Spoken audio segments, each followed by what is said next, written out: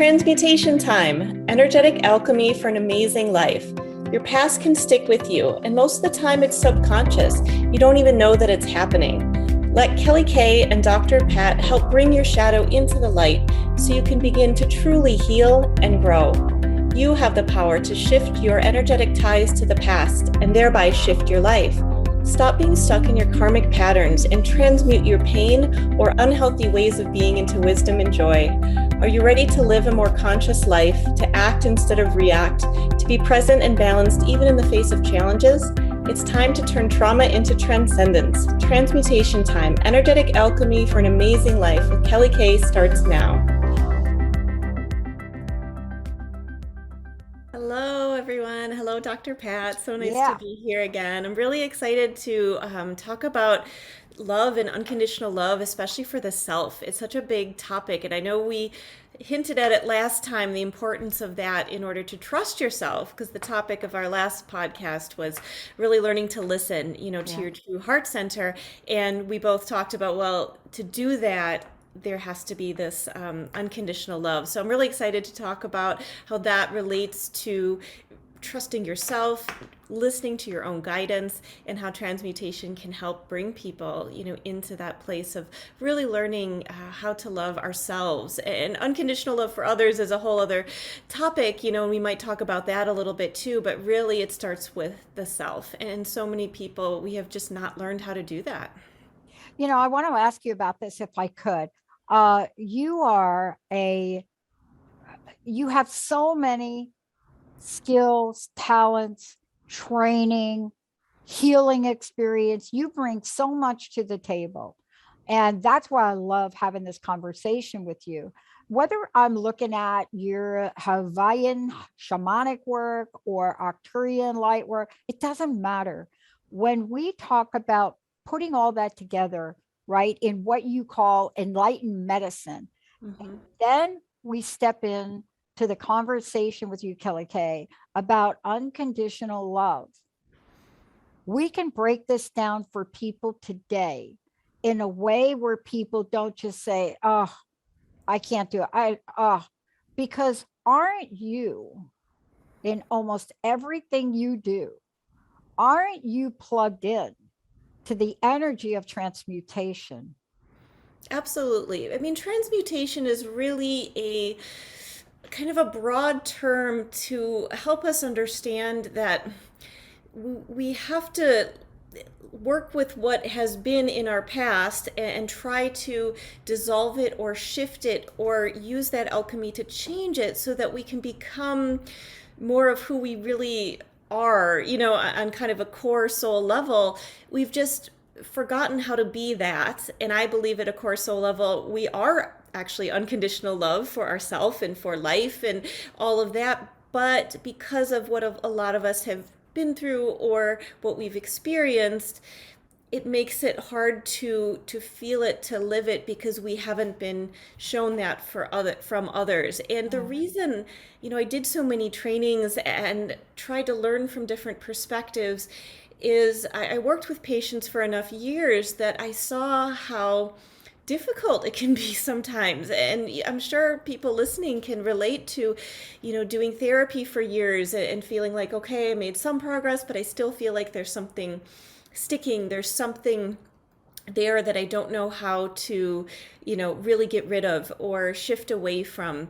And there's something about these beautiful, techniques of the ancient shaman traditions and, Huna Hawaiian shamanism really emphasizes the aloha, the love from the heart, because love heals so much. And really a lot of our healing is bringing love into those wounds, into those parts of us that don't feel loved. And then even the new paradigm training that I've had in the courses that I teach there, we call in unconditional love from source to help transmute the pain and the illusion that somehow we are not loved or not lovable, which I think is, one of the biggest, deepest wounds that we can have. And unfortunately, a lot of people kind of carry that wound. So yeah, for me, all my training was, how else can I help people shift, and transmute those core wounds, those core fears of not being lovable or of being abandoned. I mean, these are very deep, important, wounds to look at in order to really heal. And unfortunately, in our society, they're fairly prevalent. And again, therapy can be great from understanding from the mind, what has happened and giving framework, but it doesn't always release the energy, the core kind of energetic hole almost that can form when we think for some reason that we're not lovable. And so to start loving ourselves is really the key place, because if we're looking to other people to fill that hole, or to whatever, a substance, or all the different ways that our society tries to get us to fill those holes, entertainment and this and that. But most people come to a point in their life where they realize those things aren't working anymore, and that that hole is still there, and they can jump from relationship to relationship, or from this kind of addictive pattern to this thing, and eventually it becomes obvious like none of that is working. And so to me, these techniques, the shaman work, the transmutation energetically, that's what kind of dissolves that wound and lets that hole just not even be there anymore. So it's not that you're trying to fill the hole anymore. The hole actually has been, dissolved away, and that there's so much love there and there's so much light there. So that's my goal with people, but it's not always an easy thing to do, especially on your own. If you haven't been shown that, if you don't really know how to do that for yourself, we're not taught that in school, right? It's not a subject in school. I wish it was. I wish it was, or, at least I wish we're taught a level of awareness about what you just shared, Kelly Kay, right? Because, we're talking today about transmutation back into love. And I love that you're saying back into love, because for whatever reason, I have a belief that it really does start there. That despite what childhood you're brought into or what your situation is, I do believe that that is the place, the energetic blueprint, shall we say, of what starts. And so part of this I want to ask you about is there is so many misconceptions about unconditional love. Let me just tell you what I mean. I remember I was in a relationship once, and it got very confusing for me because I was on this journey now to discover myself, right? It was all new for me. Hmm. But if you don't know any better, and you get in a situation, whether it's a boss or it doesn't matter, and you're trying to be in this place of unconditional love, but you're being told that means you don't have boundaries. That means you can't be firm in your decision. Oh, that means you don't provide feedback. Oh, and I remember saying to somebody once, holy cow, it's unconditional love. I'm not Archangel Michael. And and I think this is part of the confusion. Can you talk to this? Because I think in order for us to get this and not make this so weird, we need to explain it differently as a human. Yes, and that is the tricky thing as a human, because it is okay to have boundaries. And I actually think it's okay to have expectations around behavior. And I've read spiritual teachings that say no expectations. And I'm a little bit like, I don't think that works in our human world. I have children. There are expectations that certain chores are going to be performed. But when they're not performed, it's not that I don't love them. I'm still loving them, but I'm like, well, here are the consequences, because there are boundaries around behavior. And same in relationship. If people have boundaries around, that we're monogamous and we don't want to go outside of that, if that boundary is crossed, it's not unconditional love to say, okay, I'm going to keep forgiving someone over and over and over again if they cross that boundary over and over and over again and they have no remorse and no intention of changing, because that's not unconditional love for yourself. And so that's why I think it's really important to start with the self, because if you really unconditionally love yourself, you're not going to put up with that behavior. You know, you can say, okay, I wish you the best. I'm sorry that this didn't turn into the better vision that I had of what this relationship could be, but I love myself enough to step away from someone who doesn't respect me.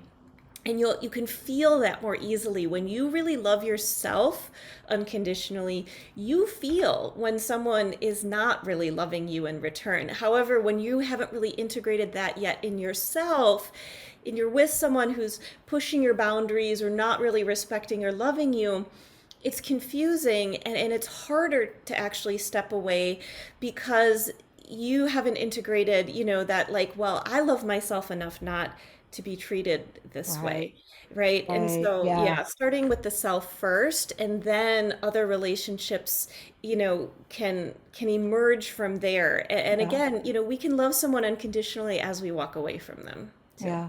I want to take a short break. When we come back, I want to talk about what I have found to be one of the most interesting, controversial, and clearly misunderstood words in our human vocabulary.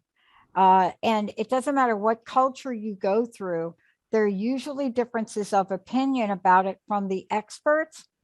But the average everyday people, when they hear this word, they're like, no, I am not going to do that. There's nothing that will allow me to do that based on the way that I was treated. That's the word. We're going to take a short break. When we come back, we'll be right back with Kelly Kay.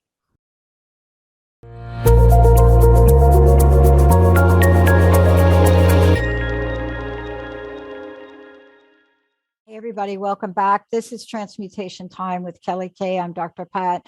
I love being part of the conversation. Remember, this is about energetic alchemy for an amazing life. But one of the things you should know about Kelly Kay is that, when she's speaking about all these ways to heal, she does more than that. She's available to work with you, to help you through, especially now, some of the rapid changes, that awareness, things that are happening on the planet right now at this time. Because whatever that energy is that is coming within you, it can be transmuted. It really can. And you will be surprised of how this works when you work with Kelly Kay, because you don't have to go through 10 years of therapy. See, I know that because I did, but there are other ways to do it. And the art of transmutation is so very powerful that I hope today you hear something about how to transmutation yourself back into love. Please look up what Kelly's doing, contact Kelly. Go ahead to enlightenmedicine.com. That's Kelly K, enlightenmedicine.com, or you can email Kelly at enlightenmedicine.com. Did I leave anything out? No, that's Oh, okay. perfect. Yeah, Okay. thank you. All right. Um, So the word, okay, here it is. You ready? Forgiveness. Um, it yeah. took me a while to really even consider what that's all about. It's misunderstood, isn't it? But tell us the power of it from your perspective. It's like a transmutation jackhammer. It really is. It's such a key part of returning into this, more loving space within yourself. And the thing I want to start by saying is really understanding that forgiveness is a gift to you, first and foremost. And I believe, like you said earlier, our divine blueprint is to be love. And unfortunately, we have been in the planet for many thousands of years where there has not been love shown to one another. So there's trauma. That trauma gets passed along from generation to generation. And if that healing work isn't done, it keeps just escalating. We're seeing it on a global scale right now, even, Yeah. right? and, Yeah. and so it's a reflection of the human nature to hold on to, this is my side and I am right and I am angry and I'm justified in that anger, and the trauma just gets bounced back and forth between people, between groups of people, between countries.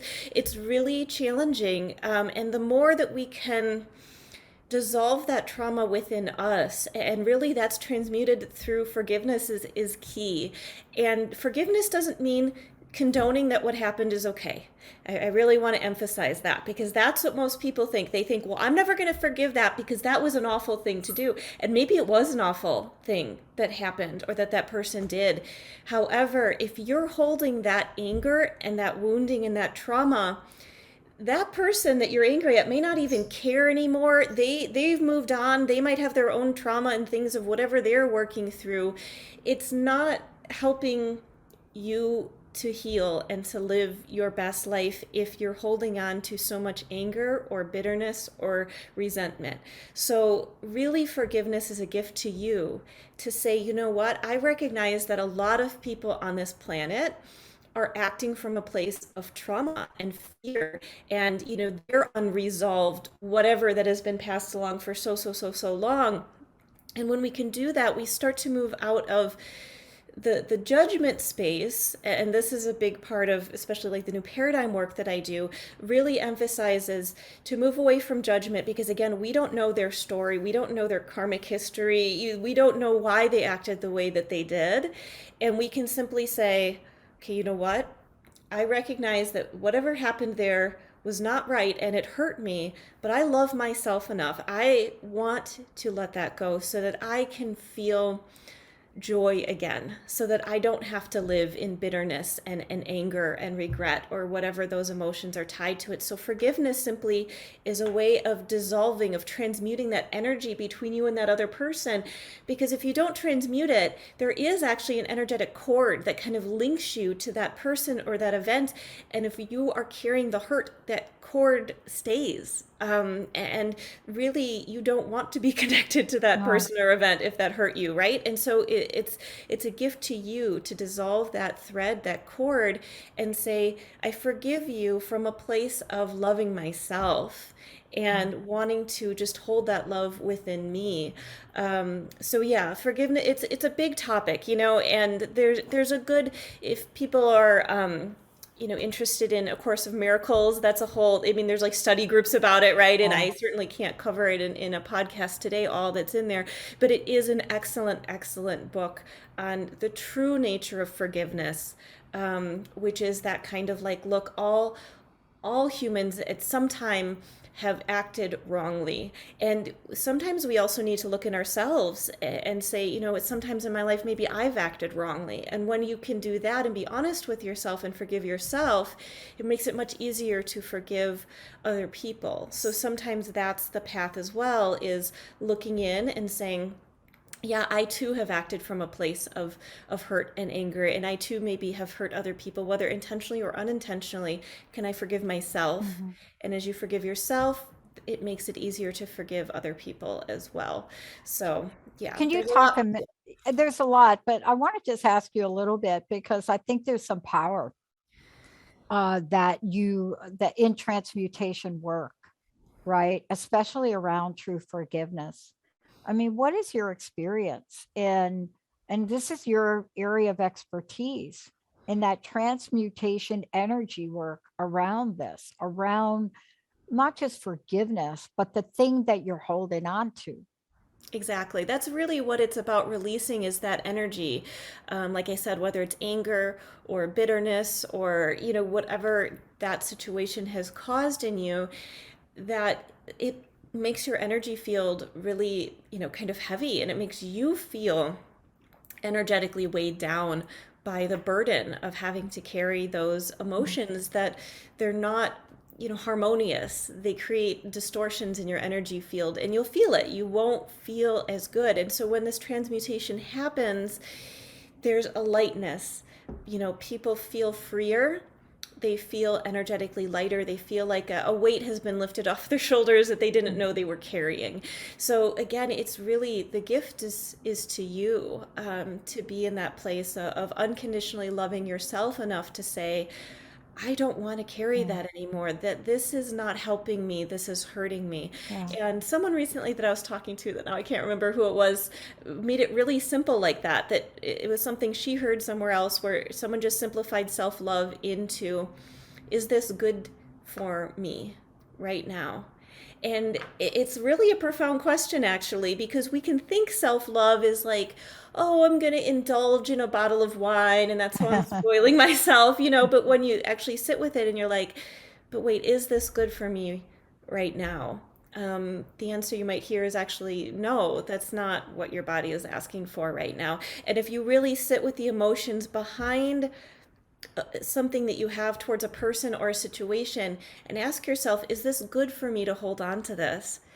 Usually the answer is no. And if you know we're not there yet, if the answer is like yes, I still feel hurt, it means something hasn't been expressed. And energetically, there's ways to, like in the Huna Hawaiian system, there's the Hopo'ono'ono prayer, which is a beautiful forgiveness exercise to help you feel like you're heard, even on an energetic level. Even if you don't want to talk to that person directly, you don't have to, or sometimes the person has already passed away or whatever it is. It's allowing you to energetically express your feelings so that they're seen, because this is not about denying that you may have went through something really difficult. So you can have that be seen energetically, and then it can be released. And in my opinion, that's also why it is really good to work with a healing facilitator, so that those emotions, they're often just asking to be witnessed, and having someone to help witness them and to process them so that they're not just your burden to carry anymore. It is sometimes difficult to just do that on your own. It's possible, but the witnessing feels like an important piece of it to me too. It is an important piece of it. And that's really why I wanted you to take a moment to talk about it. The other part of that witnessing process is, and I learned this as well in my own journey, is that I was going through the motions of forgiveness for myself. And I say that because you mentioned something so important. We'll talk about this when we come back from break. But there's a witnessing aspect that you can only do, I believe, either through another person, right? Mm-hmm. And that's why for me, when I decided to work with other people, what it did for me was it just the pace by which things started to shed, the pace. Would I have gotten there anyway?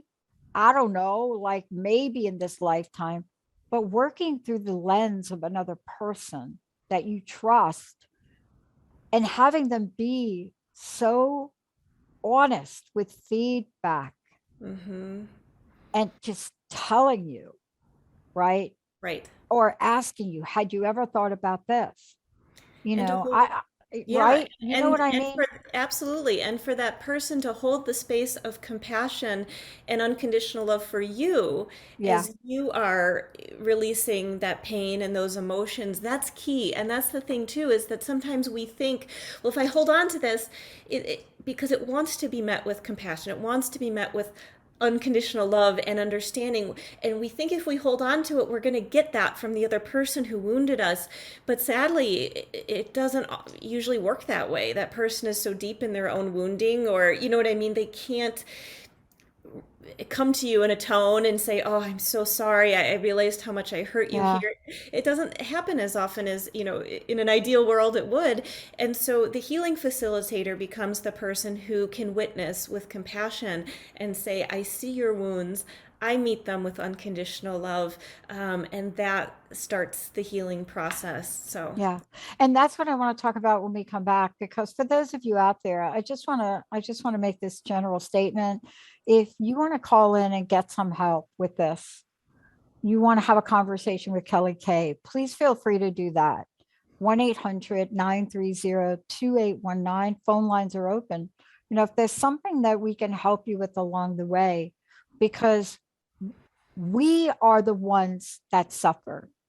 Most of the people that I've made amends to in my life, they're like, what are you talking about? And I'm like, okay, like, remember, like, and they're like, geez, Pat, that was like 20 years ago. You see, carrying the pain of woundedness has no time limit. It mhm. is something we do, and we will keep doing it, whether it's the job you lost or the relationship that ended or something your mom did or your dad did, or if you had my two sisters, that's a whole nother story. But whatever that is, when you're holding on to it, the pain that you feel is within you. When we come back, what does activating and transmuting this, what does it do to the level of self-love, the level of acceptance, the level of forgiveness, the level of worthiness? I'm going to add another one: confidence. Confidence to be in this world. Stay tuned, everybody. Benny, we're going to take a short break. We'll be right back with Kelly Kay.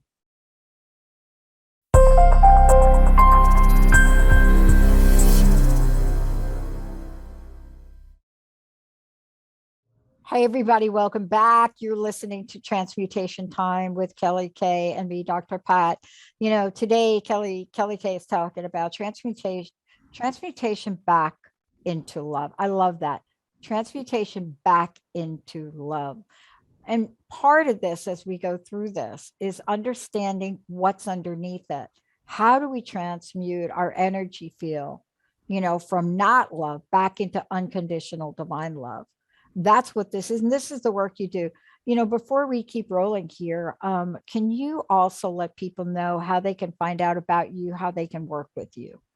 Yeah, absolutely. So my website is enlightenmedicine.com, and there's a lot of information there about me and my trainings, and you can email me, Kelly at enlightenmedicine.com, and I'm happy to chat with you because, as we said earlier, there is something about the having someone witness the experience, having someone hold that unconditional love for you that's profoundly healing. Because again, not all of us have had family or friends or romantic partners that have known how to hold that space of unconditional love.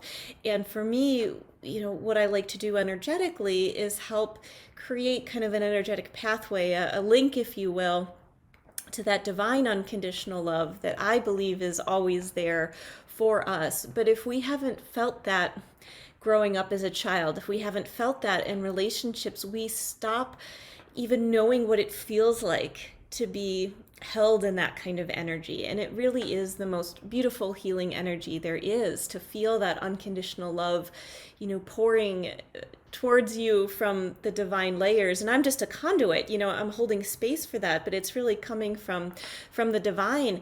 And to feel it is so different than just knowing it in your head. Mhm. And that's the other thing that it makes us a little different from therapy, where you work on maybe affirmations. Yes, I know I'm loved. Yes, I know I'm lovable. But until you feel an energetic shift within you where you know it at your core, it's different. It's a different to experience it and to feel that energy moving through you of, I am loved unconditionally. Because when we're not sure that we are, that's what creates the fear, the pain, mistrust, difficulty being vulnerable in relationship and all that goes along with it. And, what I see in my patients, it really is one of the core wounds of our society is we're so competitive, and our love is often conditional. It's based Yeah. on how well you're doing at life or this or that, and if we don't meet those expectations, then that love is withdrawn, whether it's from the parent or the boss or the partner. And so to have someone, a good healing facilitator, a good spiritual guide, it's holding that space for you that maybe other people in your life can't or aren't available for, or whatever it is, where it's like, no, I'm Mhm. here to witness, to have this love flow from the divine into your heart, into wherever those wounds are, so that you can learn what it feels like to really be loved, Mhm. and then turn it inwards and love yourself even more deeply. And it really is more challenging than it sounds for a lot of people. They're often very, over the break we were chatting really quick about how it can be minor things that can make people feel like they're unlovable. Totally. Yeah, it can be a time that your teacher criticized your handwriting as being terrible. It can be a time that you felt chastised for not learning how to ride a bike fast enough, right? Like, it can be things that from the outside feel like, okay, that's really not a big deal. But to you, they hit something in you. And sometimes it does actually reflect back through other lifetimes, and that's part of where the, shamanic energy training can come in too, to help you understand this is why it's such a theme for you. This is why it's a big deal to you. It's not just about this, experience of riding the bike. It goes back and back and back. And when that can be healed, you don't have to carry it with you anymore in this lifetime and in future lifetimes, which is such a gift to your own soul.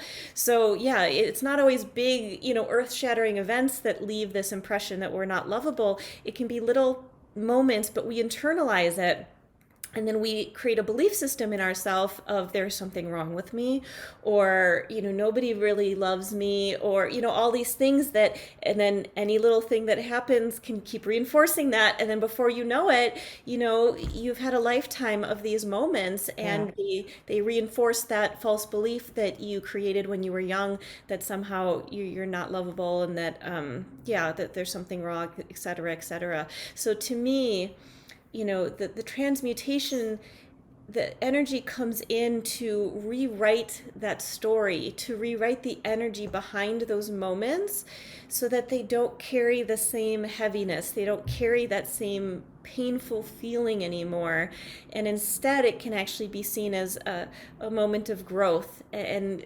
looking at yourself, though, like, you have to look at those moments with compassion for yourself. So that's where the self-love, the self-compassion is so key. Again, our society, they expect us, I don't know, to be perfect and get A's, and this and that, and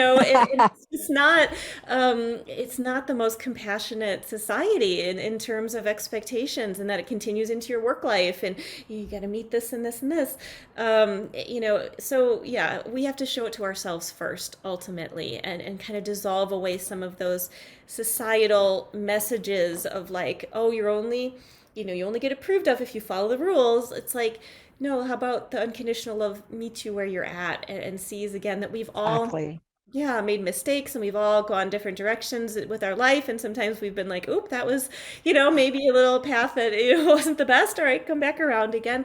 And it's all okay, and we don't have to be ashamed of that. Shame is such a big thing that can block people from healing too, again, because of the rigidness sometimes of, the feedback that they get from people in their life. It's like people are afraid to admit they made a mistake, or Yeah. afraid, right, to honor that in themselves, as opposed to, when you're working with a good healing facilitator who can, be a witness, as you say, yeah, I really messed up there, and you're still met with compassion, and you're still met with Yeah. that forgiveness.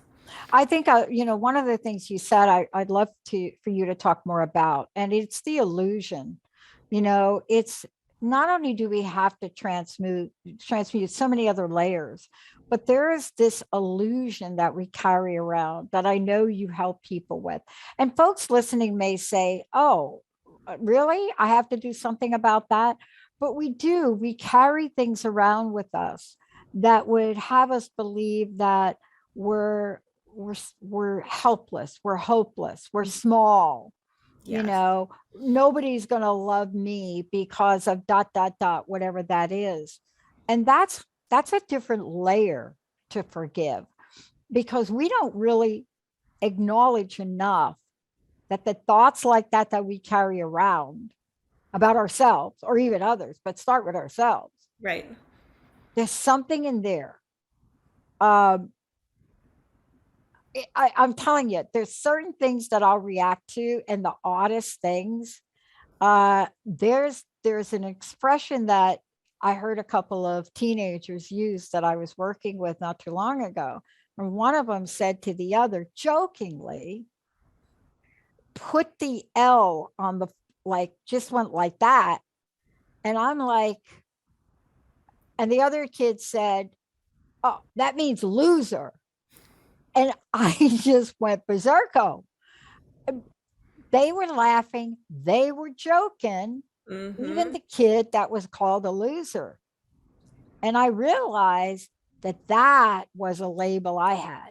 And Mm-hmm. so that was going to, like, pop me off in a hot second, because I understood the consequences if that continued to be behavior that was taken in by the person. First of all, that's like zero tolerance for me when I'm working with teenagers. Like, I have to nip that right away. it gets like out of control. I work with such a great group of kids too.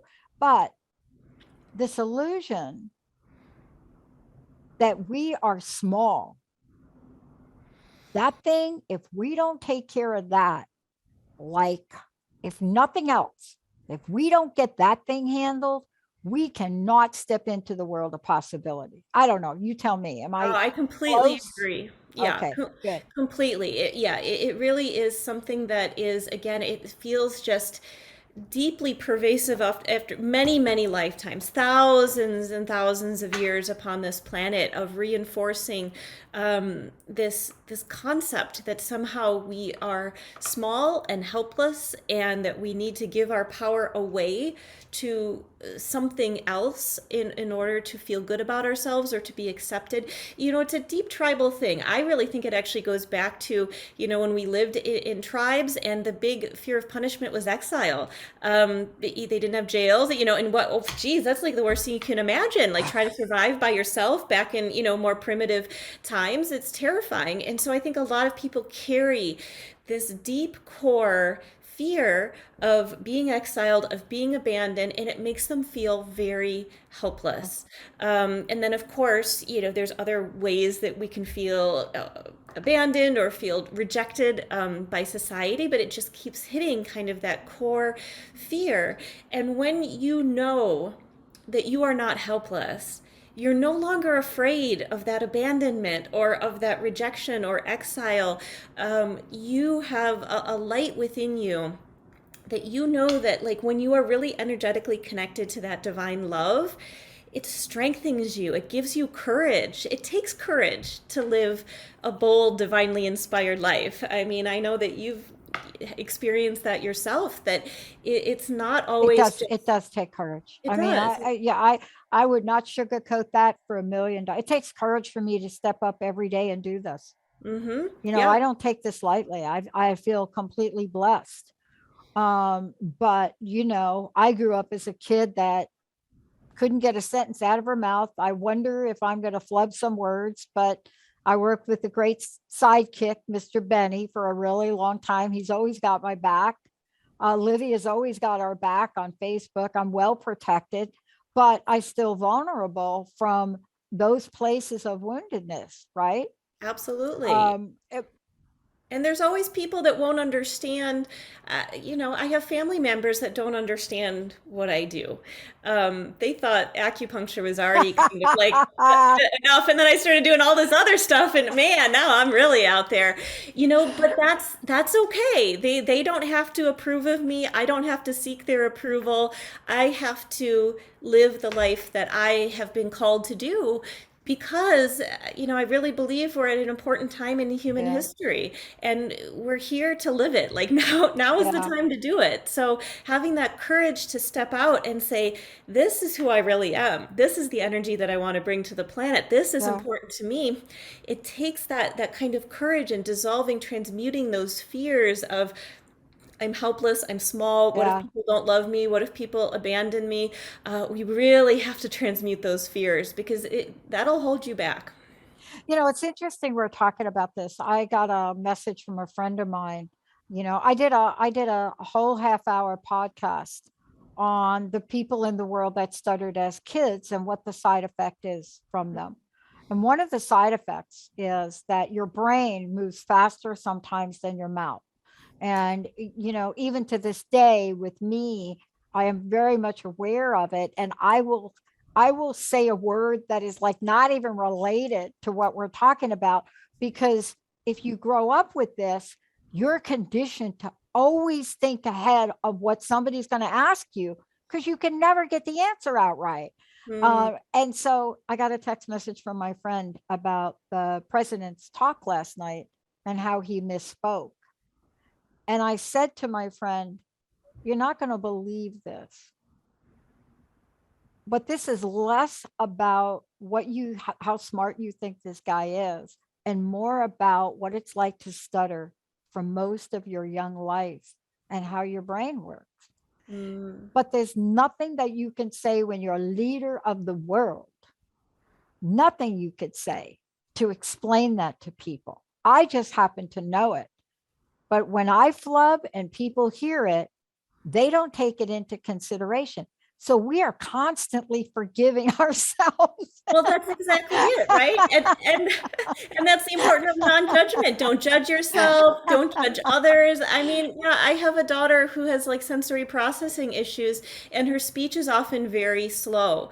And some people think that that means that she's not, intelligent enough to understand what's Right. going on. It's not at all. She actually has a phenomenal memory, and like she has these advanced concepts, but it's almost like it Yeah. takes her brain longer to sort it all out because she has such a, thing going on in her brain that it's not just like a typical kid that might just give like a 3-word answer to a No. question, and so if you're patient enough with her, all of a sudden she, has all these really long creative thoughts, but her speech is slow. So yeah, there's all, kinds of ways that we need to learn to like not judge how people are in the world and not judge ourselves. We all have a unique blueprint, and that's okay. There's something, again, maybe you learned about yourself through growing through the stutter, right? And coming out and using your voice. It's funny, I actually find that a lot of people, their strength and their weakness is in the same chakra. So it's not unusual to have kind of both, like the wounding and your greatest strength, like right there at the same time. And once you like start to heal it, then like the strength really starts to shine. So yeah, it's fascinating I to me think it's how. fascinating. And honestly, when I think back, I have to believe, Kelly Kay, and maybe you can talk to this. I have to believe that there was looking back, some transmutation alchemy that went on, because no speech therapist was going to help. I mean, none of it was helping. Mm-hmm. And then one day I I actually answered a question before the question was asked 5 times. And then I had to learn how to communicate. See, it isn't just about like one thing or the other. It's about, now I know this, now I can learn it. But there's so much power we have in what you're talking about today, that if we looked at this as an end game, an ultimate goal of transmutation, the freedom from operating in a neutral zone is so powerful, It's so, so powerful. You to know, me, it's the greatest but joy, right? Like now yeah, you get to live your soul purpose and you're yeah, helping people every day. I mean, how phenomenal is that? But it's because you were brave enough to kind of look at yourself and work through the stuttering or the fears of that might be associated with that. And so it does take bravery to say, you know what, this is scary. I have to look at some things that are a little bit frightening to me and be honest about them. But as we do that, we often discover it's not as scary as we think it is going right. to be either, right? And as we're Yeah, compassionate with ourselves and as we hold that self-love and we're not judging ourselves and we're like, we all have things we're here to learn and work through, and we keep holding that energy and we keep being compassionate and loving with ourselves, then all of a sudden it turns into like, oh my gosh, all these horrible things in my mind that I thought were going to happen when I, was brave enough to step out into my true soul purpose, they're not nearly as bad often as we think they are. Or maybe we just don't care because we're in so much joy, like doing what we love to do, that we don't care what other people think as much. I don't know. well, part of that is what, and I think you talk about this, is unconditional love being present in the heart, right? And that we're constantly battling and having to transmute the energy and the dialogue of the ego. I Right. mean, I remember you this is interesting because I've learned that you have to transmute like very quickly sometimes. Yep. Yeah, and people probably are thinking, what is she talking about? Well, there's a nanosecond sometimes between the thing that happened and the importance of the next thing you're about to do. Like, Yeah, do you know what I mean? It's I like, do. okay, you got this crusty over here going on, right? But there's not enough time for you to hang on to the agony and the ecstasy of that crazy, unforgiving place, Hmm. because you're having to go next. And I had a massive car accident once, Mm. that I don't know why I'm even here. And I was 19. Mm. And I remember how that happened.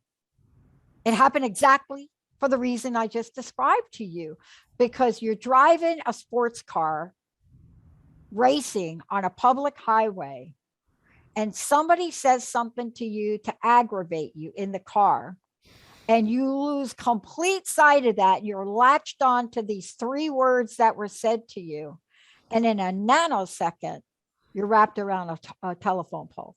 Wow. You see, that's one example. But think about the relationships in our lives and how often we're in front of people that we may wound or hurt, Right. right? Exactly. Because, yep, that trigger happens, and then the ego jumps in and we say something that we regret. We say so because we can still express our feelings, but ideally it's coming from a centered place, not a reactionary anger place, right? And then we look back and we're like, oh, why did I say that? That wasn't the best way to express my feelings. But, but yes, I know. but the more transmutation work we do on the ego, the less that kind of ego reactionary thing happens. We're able to take that Yeah. breath and give ourselves, just a few more seconds to say, wait, is this really Mm. coming from a place of love right now? Oh my God. Um, This you is know, such a powerful message. yeah. And that Um, goes back to the message too of if you're about to do something for yourself, asking yourself, wait, is this really me showing myself love? True unconditional love. Is this really good for me? And if we can just ask those simple questions before we act, it changes so much. It's a beautiful thing. yeah. Kelly Kay, thank you so much. This is so powerful. And, let's just remind people that the body of work that you do is literally to help people through this, is to help them through the good, the bad, the ugly, the small, the big, the in between. It doesn't matter. Right. All of those things that would rob us from our freedom to experience joy, right? Right, right. That's And it. To me, that's the goal of isn't that it? transmutation. It's Yeah. it's that love, it's that joy that I do think it's our divine nature, and it's what we were meant here to be as souls. But yeah, returning to it is not always a simple process, and that's where I love to help people through. Well, where am I stuck? Where am I still not in that true, Yeah. divine connection that, people know on some level that it's there. But yeah, it's hard to find if you've had, trauma after trauma kind of, or again, it doesn't have to be big trauma, just little moments that we don't feel loved, we don't feel Yeah. supported. It chips away, and it's almost like, I don't know, sometimes I describe it as like, washing the dirt off a diamond. Like we're all diamonds, but we've just forgotten how to like shine that light and to see that diamond purity within us. But we've been covered, by the gunk of life, and often many lifetimes. So sometimes it's a lot of polishing, right? But but Yeah, that's it's called, okay. we call it crust busting here. Kelly Kay, give out your website again. Let people know how they can get a hold of you. And thank you for today. Absolutely. So it's enlightenedmedicine.com. And I love doing the one-on-one work with people. Like I said, I do offer some live workshops, and I offer some online classes. But to me, the heart of it, everyone's unique. Having that one-on-one healing facilitator guide, I don't know. I wasn't able to do it without a guide myself, right? Me either. Sometimes we need that kind of expert to show us what we can't see ourselves. Yeah. So I love to offer that to others as well. Yeah. I have 5 of them now. I Yeah. have 5 coaches. Yeah. Yeah. Because what I realized is each of them has an area of expertise.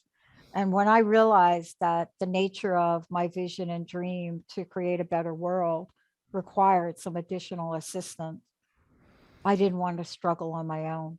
Each of them has a purpose. My financial coach says no very well. My spiritual coach says yes very well. And all the rest of them hang out in the middle. Kelly Kay, I'm Dr. Pat. We'll see you next time, everybody. Thank you.